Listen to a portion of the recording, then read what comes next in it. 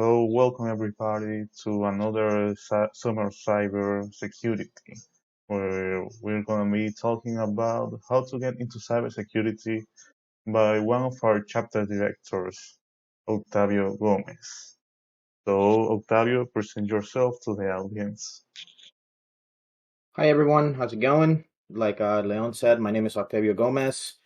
Sometimes people call me OG for short. I don't have a preference, so feel free to call me whatever you want. I am the head of security and infrastructure for a biotech firm out of Cambridge, Massachusetts. I was born and raised in the Dominican Republic. My family emigrated to the US when I was about 14, and I've been freezing my butt off in Rhode Island ever since. I've been in the IT industry for about 12 years, been security focused for the last 7 of them on the blue team. If you don't know what that is, don't worry about it. We'll cover that in a later slide. Also, I volunteer as chapter director here in Rhode Island, like you guys heard, for Raices, and I'm also part of the IC Square Rhode Island chapter. I'm very passionate about user-centric security, opening doors for people within the InfoSec community, and cooking. So if you wish, follow me on Twitter or connect with me on LinkedIn. A small disclaimer, the views and opinions that you're about to see and hear are my own and my own only. It's my own observations and conclusions, and in no way, shape, or form is this intended to be a guide or a guaranteed formula. All right, so what the heck is cybersecurity? This definition here I liked a lot from CISA. Because it calls cybersecurity the art of protecting networks, and it really is an art. Cybersecurity is such an extensive profession, and I'm sure, regardless of what your background is and skill levels, you can find a spot within this community. According to IC Square, as of 2021, there's about 4.19 million cybersecurity professionals in the world, which is an increase of 700,000 professionals over the previous year. But even with that, we still have a talent gap of 2.7 million professionals needed to fulfill the security roles worldwide. And just in case you were wondering, yes, there is money in this industry. According to the same study by IC Square, the average yearly salary in North America is around 119, and the average worldwide salary for a certified professional is around $91,000, and if not certified, around 58K. That's not to say that you're gonna follow some of this advice and get into cybersecurity and right off the bat you're gonna start making 6 figures. Don't hear that, but the possibilities to make that coveted salary is there.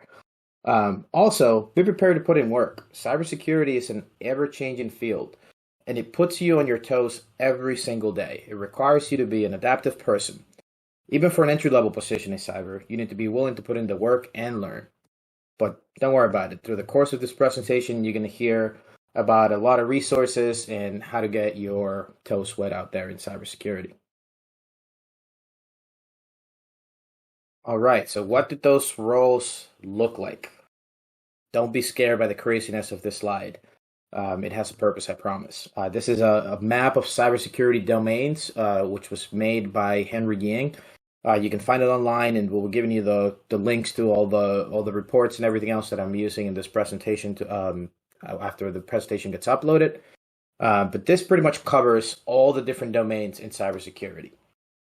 Typically, they get divided into 3 teams. The blue team, which is basically the team that's in charge of defending the network and the systems and the computers against attacks. Then there's the red team, which is the offensive team. Those are the guys that get all the publicity, like your penetration testers, the guys that are trying to break into your defenses and computers. And then there's the ethical hackers, the social engineers. Then you have your purple team, which are basically individuals who play both sides in order to make each team better. And some people refer to the management side of cybersecurity as the green teamers. Those are the people that are setting the strategy and vision in a cybersecurity organization, and oftentimes providing governance as well. Think like your director levels, your C-level cybersecurity roles, like the Chief Information Security Officer or CISO, and security managers. So why did I show you that awfully confusing slide? Well, I'm a firm believer that step 1 into getting into cybersecurity is to pick a role that catches your eye and then work your way backwards. So it's kind of like back engineering your way into the field. You research the different roles, and then you pick a role that interests you based on what you've discovered. What you're seeing on the screen is provided by SANS Institute and highlights what they're calling the 20 coolest careers in cyber. I like this poster a lot because it gives you a. You can't read the poster, mate. Do you realize people are looking at the devices? Are you fucking for real?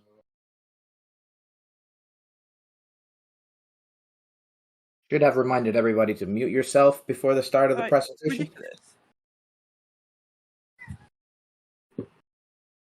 So what you have on the screen is what SANS is calling the 20 coolest careers in cyber. Like I mentioned, you have the link so you can explode the poster. But the reason I like this poster is because it gives you the definition of each role and why it's important in the overall cybersecurity landscape. SANS has a lot of resources when it comes to what's entitled in each role, what the criteria is, and what sort of training you need to get into each specific role. So I highly encourage people to go into the SANS website and poke around. Another great resource is a book titled Develop Your Cybersecurity Career Path, How to Break into Cybersecurity at Any Level by Gary Hayslip, Christoph Foulon, and Renee Small. I want to give a shout out to my dear friend Dario Montelengo, who was the one that put me onto this book from our Colorado chapter. There's tons of really great insights in the book, and I highly recommend it.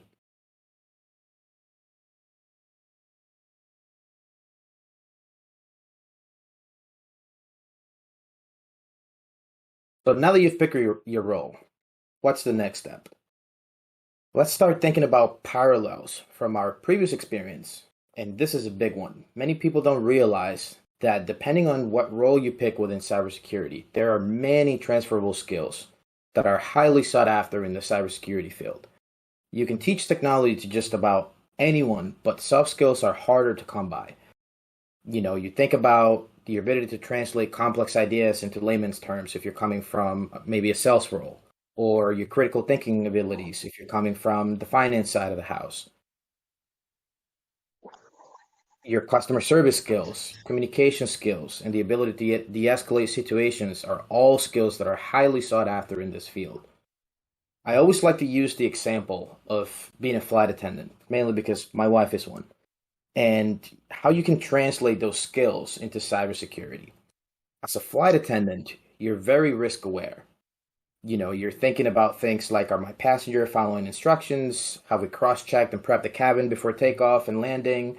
Have I briefed the people in the exit rows about evacuation procedures and so on and so forth? A lot of people don't know that as a flight attendant, you usually don't fly with the same crew more than once. Imagine coming into the office every single day and your team's different. Imagine managing all of those personalities and still keeping smooth sailings. Flight attendants are also particularly good at social engineering and reading the room. They're trained to identify human traffic victims, alerting the authorities, and in some cases, alerting the victims that help is underway. They do all of this with a smile on their face, and while the rest of us are just hanging out in the play and none the wiser. All of these characteristics that come in very handy in the field of cybersecurity.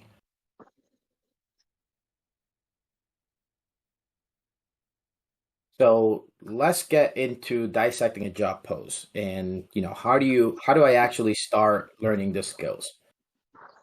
So when you look at this job posting at first, it might seem a little daunting, especially if you don't know what half of these things on the screen or in the job description are. But Google is your friend. There are tons of free resources, programs, organizations like Raices, hint hint, out there that are focused on providing training for the skills you need at no cost to you. Skills like the one listed on the example, which by the way are all this is a real posting from LinkedIn, are considered foundational skills in IT. And you should take the time to learn them as you'll most likely benefit from knowing them regardless of what the direction you choose within cybersecurity is. And, that's primarily the reason why you'll hear a lot of people say that starting in the IT help desk is considered sort of a jump off point into cybersecurity. I do think that it makes you a better security person because it gives you firsthand exposure to the interesting mind of a user. That's what tech people call other non-IT people.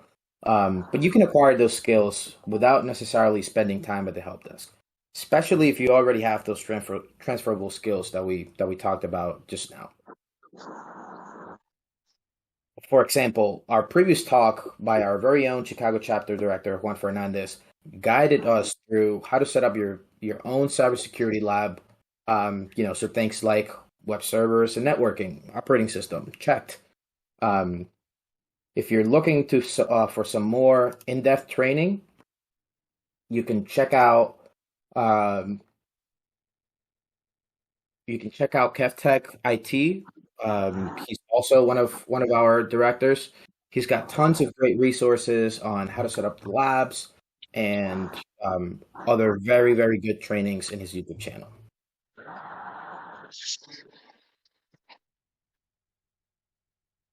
And that's a good segue into, well, where do I find all this training? There's tons and tons of training out there in places like YouTube. There's organizations like we just talked about, like Raices. There's podcasts. You can check your state's website for state-sponsored programs. I'm sure I don't have to tell you guys, how full YouTube is of content, and you can learn tons of skills there. Like I mentioned, Kevin Santos in his YouTube channel, KevTech IT Support, he has great content there covering basic IT skills, from building your own lab where you can get true hands-on experience managing things like Active Directory and a lot of other foundational skills. His content is great, easy to follow, and it will help you get those foundational skills. So I highly recommend his channel. Other channels I recommend you check out is Cyber Warrior, very own Eric Villardo's channel. They both give great insight and direction on all things cyber. You can, in terms of organization, you can join organizations like ours that are providing a number of free seminars and resources. Also, other organizations that you might want to check out is Black Girls Hack and DFIR Diva, just to name a few. There's also resources that provide bootcamp style training at no cost or low cost, like Simply Cyber, Port Swinger, EC Console, Sense Institute, Black Hills Information Security. All of these companies offer free resources as well as paid bootcamp style to get you started in your cybersecurity journey. I personally really enjoy podcasts. I think it's a great way, while you're out cutting the lawn or, maybe driving somewhere, commuting. It's a great way to learn and to pick up new skills. I recommend you give a listen to Darknet Diaries. Not only is it very interesting, but the host does a great job explaining the techniques, the technologies, the scenarios that go through in each episode of the podcast. Paul Security Daily is also another great podcast to listen to. Like I mentioned, states are starting to get into the education for their constituents in cyber. Remember that skill gaps we talked about at the beginning, especially after the pandemic. So many states are offering cybersecurity training for free, IT training as well. So check with your local state's Department of Human Resources to see if there's anything that you can take advantage of.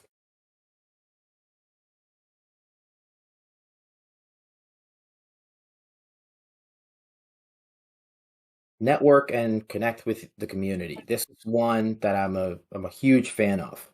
If you would ask me 3 years ago about where to go for cybersecurity news, information, or networking, I probably would have never said Twitter. But today, I get most of not only my news, but also alerts regarding 0 days, exploits, malware campaigns directly from Twitter. A lot of this information too is directly from the cybersecurity researchers themselves, or in the case of perpetrators, when they're from hacking groups and others that release information. And I think it's really cool that we can get to sort of get a first row seat to all this information directly from the source. One of the hashtags that I encourage you to check out is the hashtag InfoSec community. It's full of people who are willing and excited to help set others in the path of cybersecurity. Take it with a grain of salt. We have our issues like any other community, but for the most part, everyone's willing to help, share information, resources, or answer any questions you may have. Over the years, I've formed some great connections in both Twitter and LinkedIn that have given me great advice and information that have helped me grow not only professionally, but also personally. So don't be afraid to connect and ask questions. The worst thing that can happen is somebody doesn't respond to you. And if they don't, someone in the Twitterverse will be more than happy to answer your question. Same thing for the hashtag Cyber Mentoring Mondays. So you can see a couple examples on the screen. There are plenty of people that are willing to give advice, are willing to connect you with free resources, mentors, answering questions, you name it. There's tons of people in the community that are willing and more than happy to connect with you and take you through this journey. In those same social media platforms, you'll find tons of local communities and organizations that often do in-person or, since the pandemic started, online events to network and connect with like-minded people and professionals. You never know where that LinkedIn connection or Twitter follow is going to take you. So don't be shy and say hello. I personally always have my DMs open. If I can help you with resources or connect you with someone who might be able to help you in a better way or in any way, shape, or form, I'll do my best and I can get you whatever you need. Before we open it up for questions, I'm going to leave you with this quote from one of my favorite persons of all time, Michael Jordan. You miss 100% of the shots you don't take. And cybersecurity is one of those roads less traveled. But this field is very rewarding. Every journey starts at the beginning. So keep your heads up, leverage the free resources that are out there. Come join us in the Discord server to keep yourself informed of talks like this one and other events that we're having throughout the course of the year. Don't be afraid to ask questions. Can't say it enough. Network, connect with new people. We all want you to succeed because we want to go on vacation. In all seriousness, the tools to jumpstart your cybersecurity career are out there. You just have to be willing to put in the work and come over to the dark side. We have cookies. And thank you guys for showing up today. And we'll open it up for questions.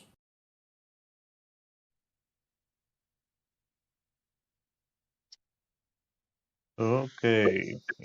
Thanks for talking to us. If anyone has any questions, feel free to open your mic or ask in the chat.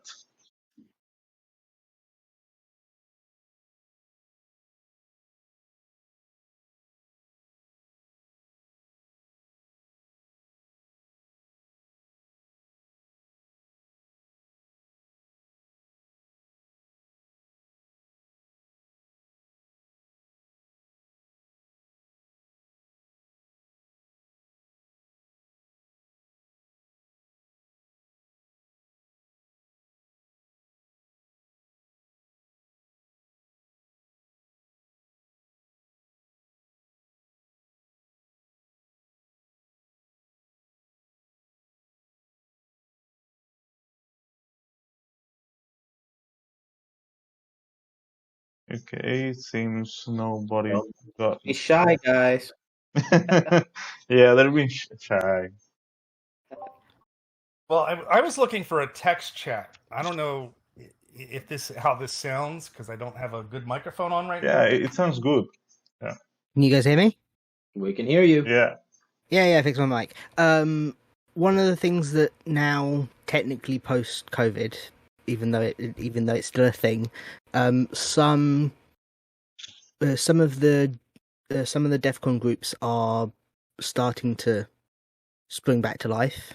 They are in-person meetups, so it's very dependent on your local COVID situation, but like-minded people, often people that aren't even in the security community but are very interested in security, very informal, laid-back environment. I know my local one is like a train or 2 train rides away, very short ones, and it's meeting up in a bar, having conversations, very light-hearted, and every once in a while we'll have someone just do a kind of stand-up talk. So that's another thing to think about. And while I I'm going to stop talking while I go find the link for the groups, because where is it? I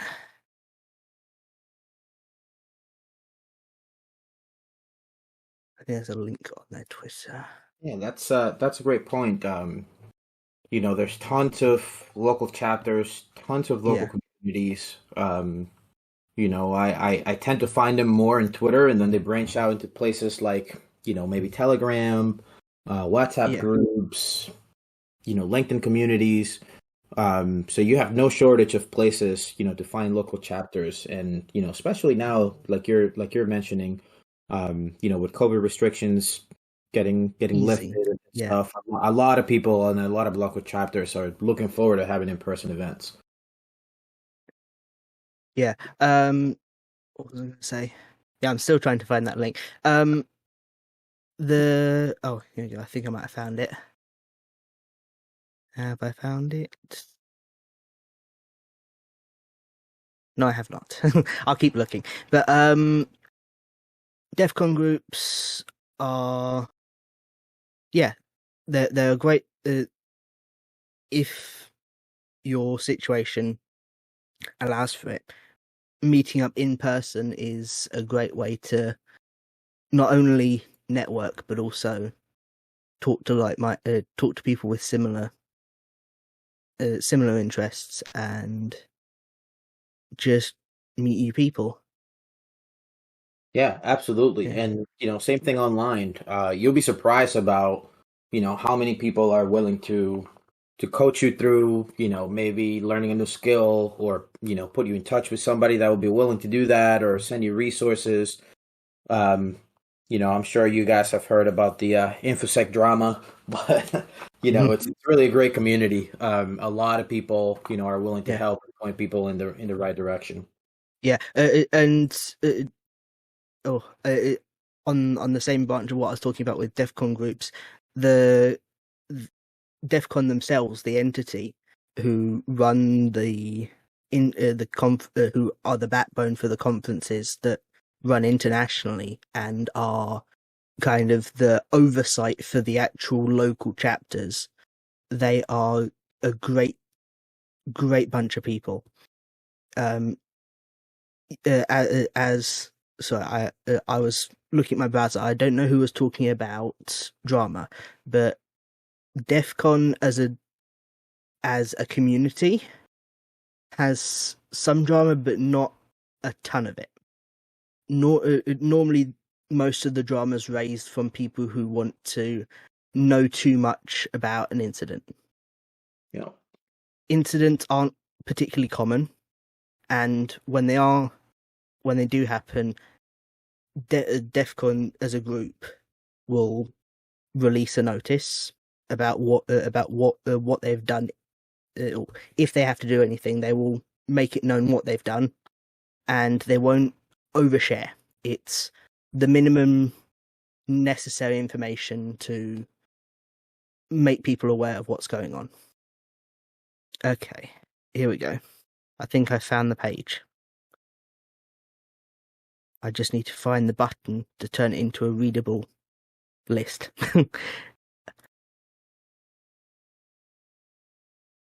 Okay.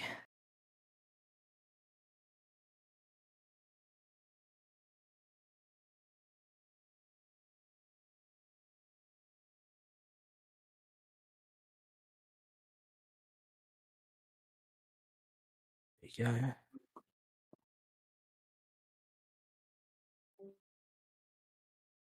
Okay.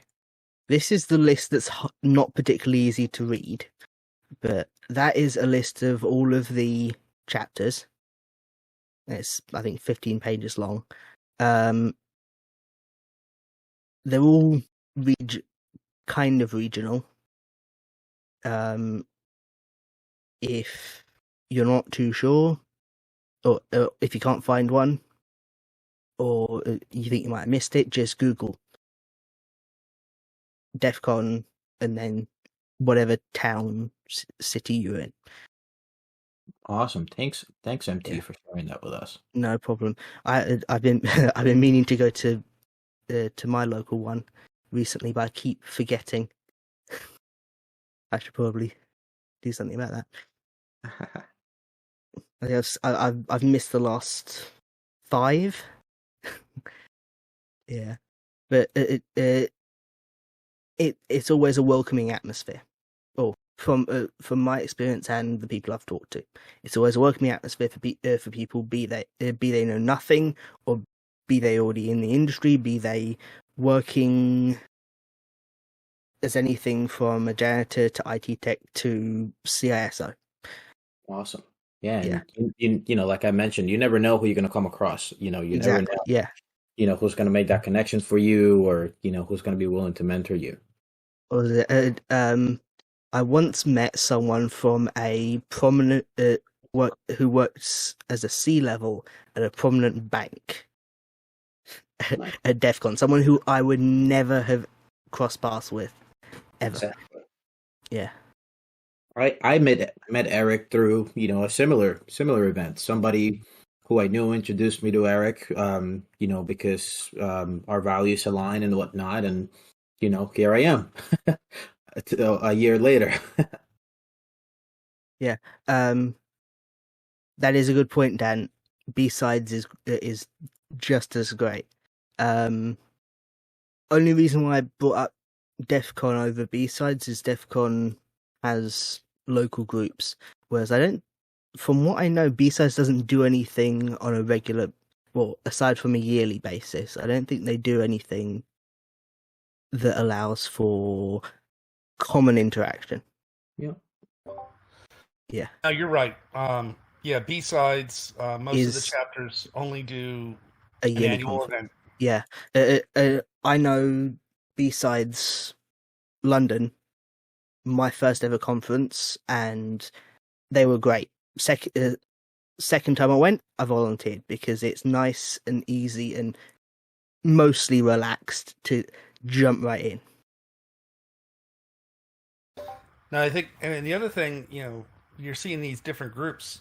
You do one, and then you just see if there's something else that's of interest, and sometimes it's a launch pad to something else that just builds over time. Yeah.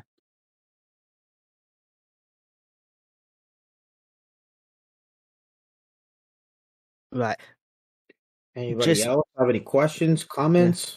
Come on, MT and I can talk all day. Yeah.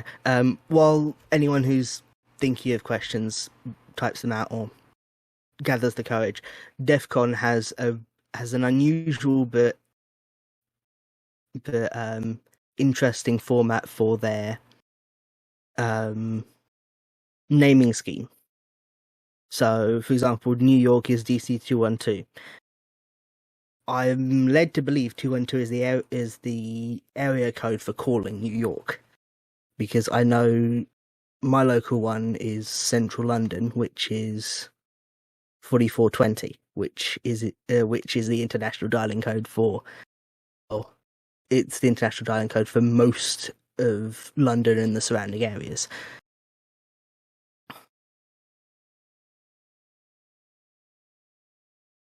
No, you're right. Yeah, Right, they were yeah. area code based, and like Philadelphia has, I think it's like the DC 215 was the original 215 area code. But now there's like 267, 48. Well, and technically 484 is the overlay for 610, but I think there's a DEF CON 610 as well. Yeah, there is a bit of outdatedness to the scheme, but it's a nice nerdy quirk that always I always smile when I see it.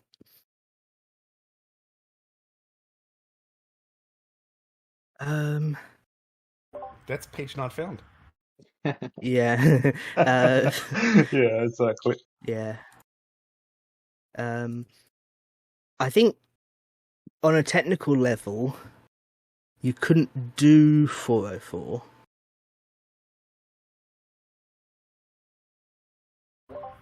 Well, earlier you mentioned infosec drama, and that actually that's DC 414, and there is some drama, and that's it actually you mentioned the whole fact of what DEF CON did in regards to the person that was leading DC 414.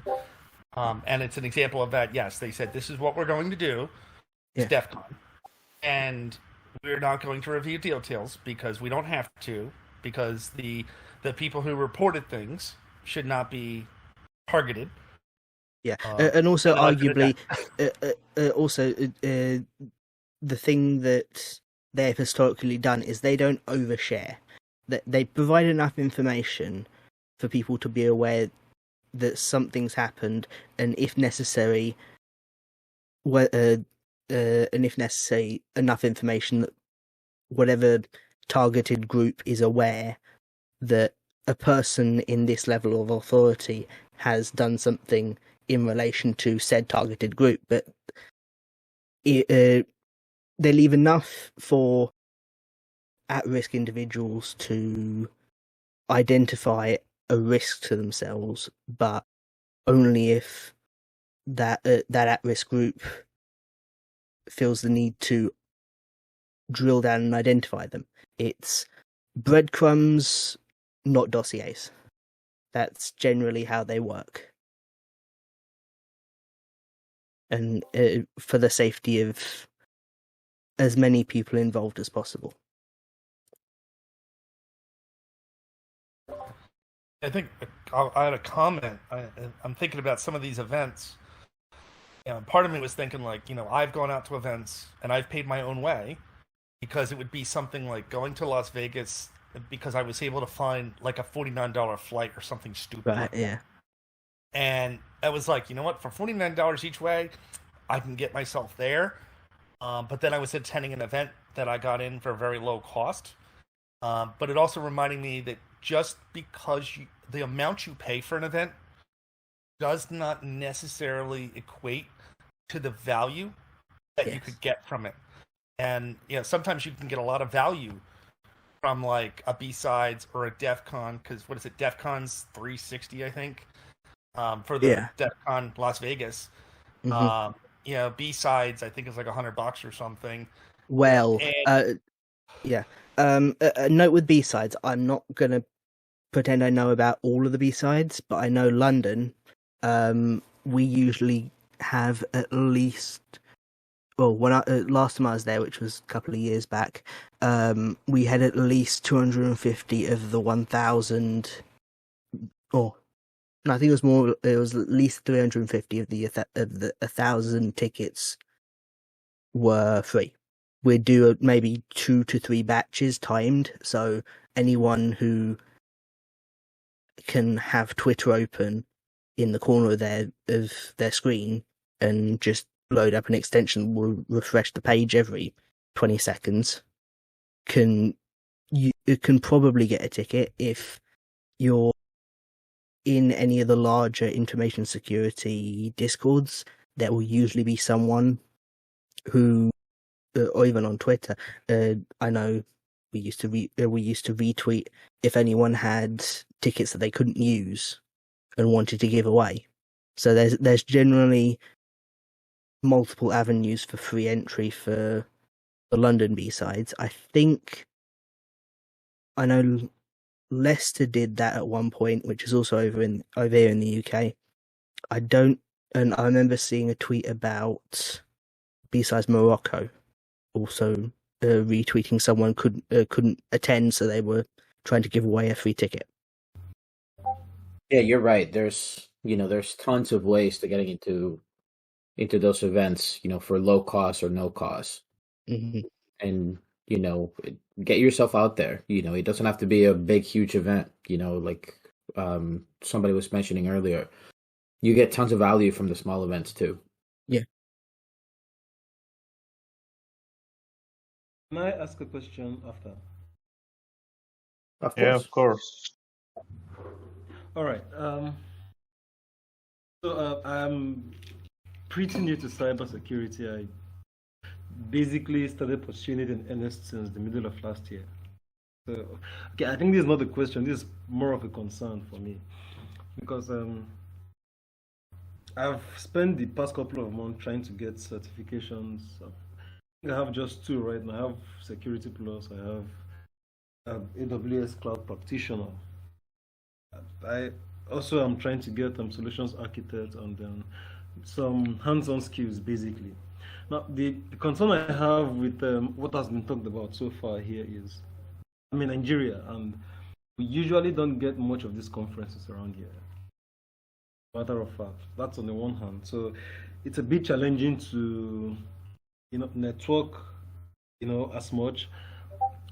That's on the one side. But another challenge I've been having though is, this general concern about getting a cyber job, and my CV doesn't really look good for, of course, a newbie. So it should totally be understandable. There's lots of sales and marketing job on my CV, not really so much of tech, even though I do have a tech background anyway. So for me personally, that has been a major stumbling, like it's been a major factor that discourages me each time I see even entry level positions to apply for. I just get this feeling that maybe it wouldn't be accepted, that kind of experience on my CV.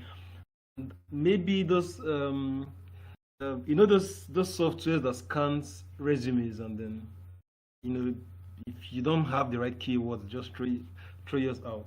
I still have the concern that maybe those ones will just kick it out of the way since it doesn't qualify. So for me, that's been, I try as much as possible to gather as much knowledge and as much skills that I can, but I still have not been able to bring myself out of this whole maybes that I've been having. So it's a bit of a struggle for me there.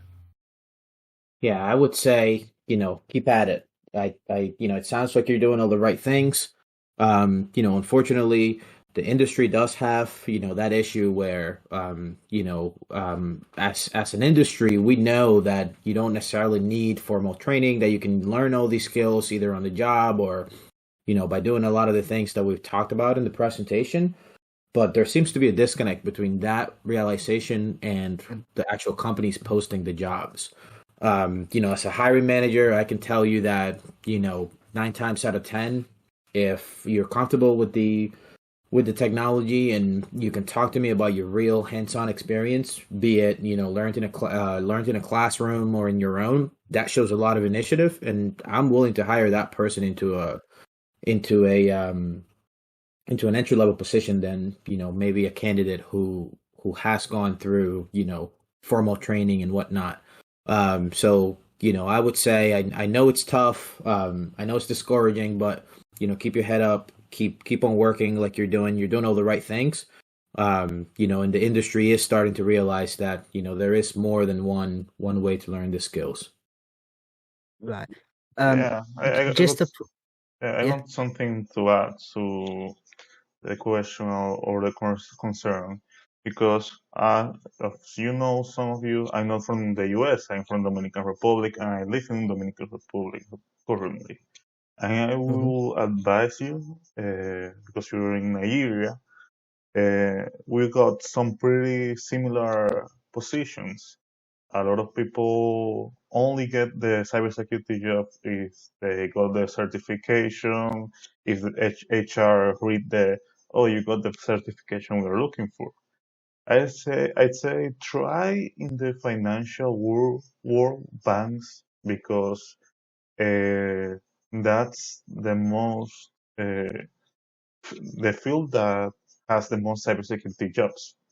Not a lot of people outside in the financial world hire people in cybersecurity, because they don't have to deal with a lot of compliance, like PCI in the case of the financial world.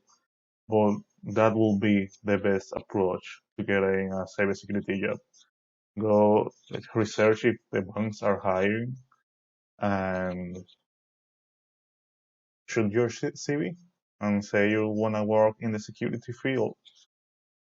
Also try to meet your potential managers because or another possible co-workers, because my current job was because a friend of mine that is working in my current job in workplace uh, told me about the position, and I work in cybersecurity because of him. Yeah, Yeah. that's definitely a good strategy. Research the people that work in the organization. Connect with them on social media like LinkedIn or Twitter, and present yourself. Tell them about your skills. Tell them about the things you've been working on and what you've been learning. I feel like that's a good strategy, and like I mentioned, as a hiring manager, I would 100% appreciate somebody approaching me in that way. Yeah.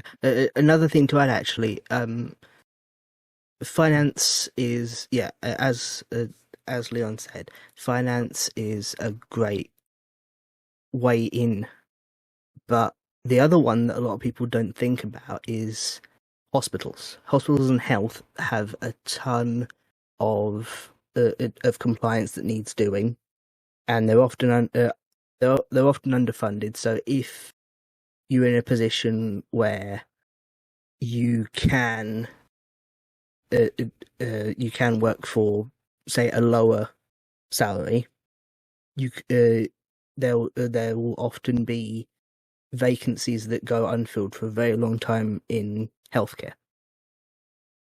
The other thing I was going to say was, if you think a lot of your application, a lot of the things you're applying for are filtering by keywords in CVs, you can also tag on a block of text at the end of your CV, just with a load of keywords.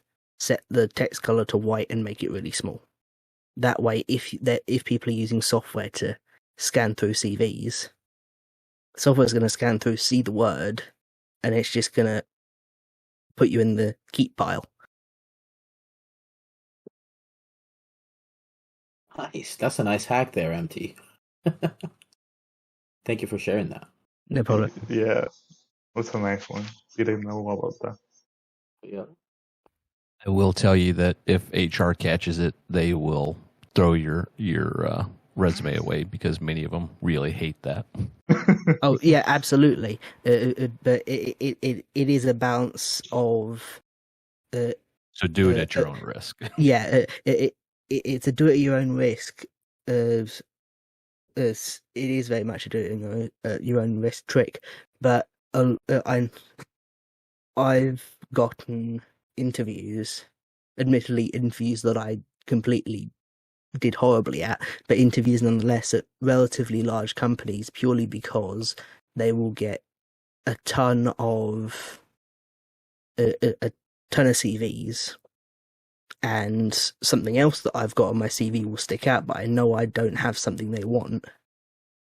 They're generally for larger companies, you'll find their HR are too busy looking for things that stick out in the keep pile to look through the keep pile and make sure that their filtering software has done its job. Absolutely, and I feel like that's the main hurdle that we have to clear, right? It's getting past that and getting past the stupid software. Unfortunately, you don't know, how many applications I've reviewed, and it's like, well, the software didn't really do a great justice. And 9 times out of 10, if your resume comes in with a cover letter, that's like MT saying, that's one way to be highlighted, because not a lot of people nowadays write cover letters. And it's one of the things I noticed when I was reviewing applications shortly for security analyst role that I had. I tended to go towards the ones that had a cover letter attached to it.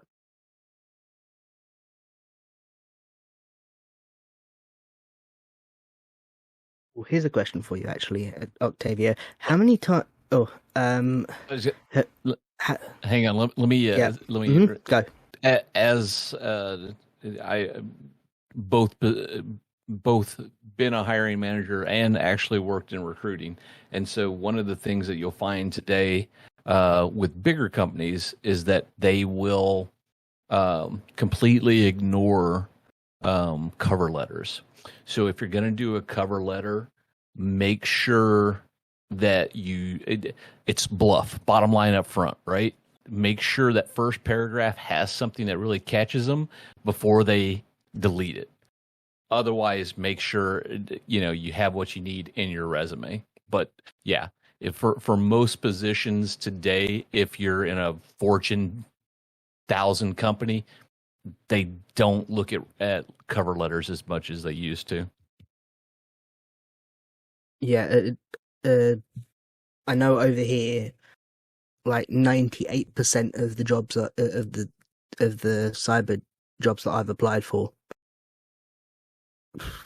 98% ish, haven't asked for a cover letter, won't let me give one.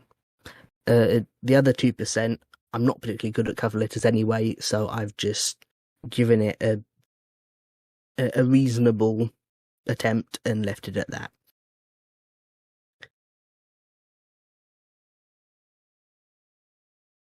Yes, that is a good point. We have a resume writing and editing channel, which appears to get a decent amount of activity.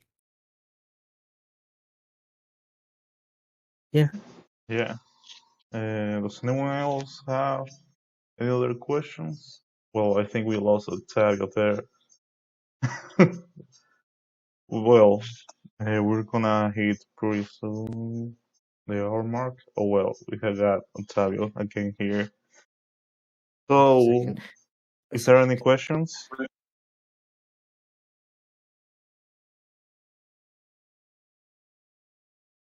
All right.